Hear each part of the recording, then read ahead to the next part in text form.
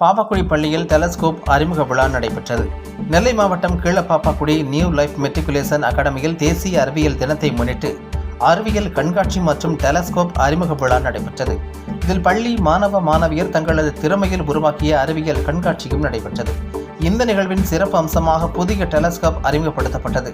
இதன் மூலம் வான் அதிசயங்களை, நிலா, ஜூபிட்டர் ஆகிய அனைத்து கோள்களையும் மாணவ மாணவியர் மற்றும் பொதுமக்கள் ஏராளமானோர் கண்டுகளித்தனர்.